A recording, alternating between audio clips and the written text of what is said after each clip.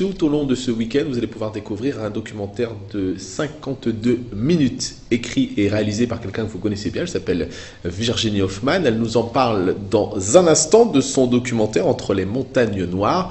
Mais auparavant, nous allons regarder un extrait.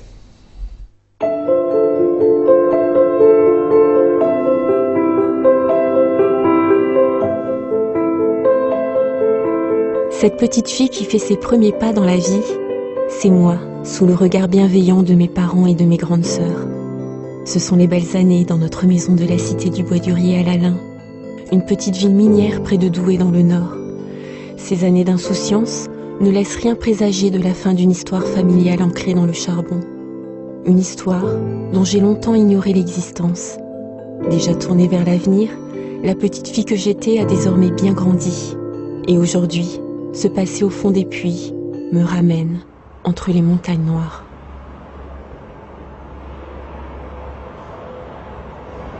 Et depuis, vous avez beaucoup grandi. Bonjour Virginie. Oui, bonjour. Merci d'avoir accepté notre invitation à un documentaire qui va passer tout au long de ce week-end, samedi et dimanche. Comment on a le déclic pour parler d'un sujet qu'on connaît bien dans la région, forcément, mais... J'avais besoin justement de comprendre mon histoire, savoir d'où je venais vraiment. Vous êtes fille de mineur, en fait. Fille et petite fille de mineurs polonais. Ouais. Donc je suis retournée sur les traces de mon histoire familiale.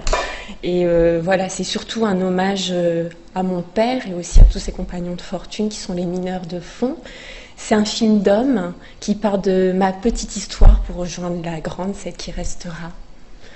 Et le déclic, comme vous l'aviez dit, c'est un événement particulier parce qu'en fait, le seul point d'ancrage que j'ai par rapport à la mine, en fait, mon père a arrêté de travailler, j'avais même pas 2 ans. Et le seul point d'ancrage, c'est ma cité minière, la cité du Bois-d'Urier, qui va être partiellement détruite, dont ma maison. Donc je pars de ma maison et en réalisant mes parents déménagé en 2008 et c'est là que j'ai découvert 2 photographies de mon père, 2 photographies fortes, face et profil. Et voilà, je me suis dit il faut que je fasse quelque chose de cette histoire. D'accord. Alors, justement, vous avez été beaucoup aidé pour réaliser ce documentaire. Quand j'ai aidé, c'est bien sûr par des archives, des personnages aussi. Oui, alors les archives, on a les archives du Centre historique minier de Loarde, notamment pour la dernière Gaillette, dont on va voir quelques images. À l'écran a été aussi justement qui parle de ces 2 photographies et de son travail parce qu'il a commencé à 14 ans Tangalibo, 14 ans au fond des mines. Une carrière qui a été interrompue par une maladie incurable, comme je l'explique dans ce film. Voilà. Donc votre papa est source d'informations. Vous avez rencontré aussi des personnages atypiques tout au long de ce documentaire. Oui, il y a 3 personnages. Il y a François qui a construit une mine dans sa cave, donc ça c'est très très original. On a aussi Louis qui est président de l'association de défense des habitants du Bois-d'Urier, donc ma cité, qui se bat corps et âme pour sauver cette cité. Et on a aussi Abdellah Samad qui est président de l'association des mineurs marocains et qui se bat pour leurs droits. Voilà. Alors, on l'a vu, beaucoup d'origines différentes dans les mines, bien sûr, et puis aussi une aide précieuse avec les archives. Oui, les archives, comme on en parlait tout à l'heure, du Centre historique minier de Loarde, des archives aussi de Patay, et également mes archives personnelles, des images Super 8. On va, je pense, voir un petit extrait, justement. Allez, voyons un petit extrait.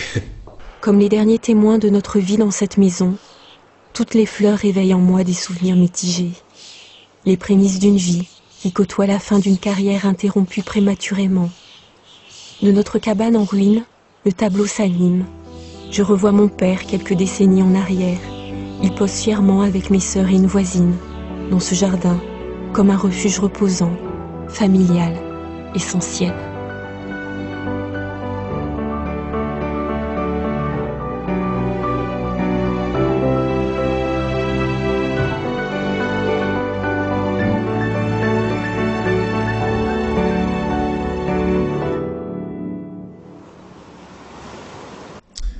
mine, parfois la vie était belle aussi. Oui, ce qui est important aussi, c'est la famille, voilà, la maison, la cité, tout ça. Bon, moi, je l'ai vu, très importantes. je l'ai vu ce documentaire et un oui. personnage qui est quand même, faut le dire, atypique, c'est François. Oui, François qui ne vit aujourd'hui que pour la mine. Il a construit justement sa mine dans sa cave, mais il écrit également un ouvrage et c'est vrai que c'est un personnage très très fort, très émouvant. Plus je regarde, et je dois avouer que je suis amoureux de cette mine.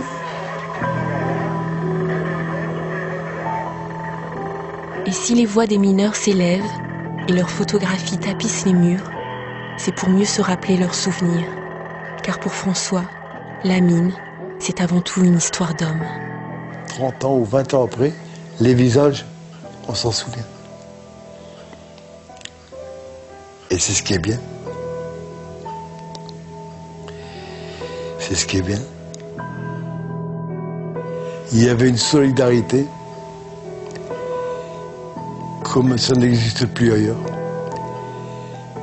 Les mineurs sont de plus en plus rares. Ils disparaissent. On a l'impression que dans peu de temps, ce serait comme si on n'a jamais existé. Et ça, c'est un reproche.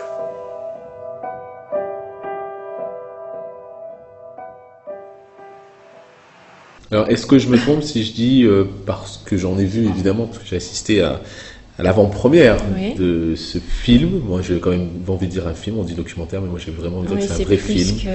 C'est plus qu'un documentaire, c'est un film à la fois émouvant, on rit aussi.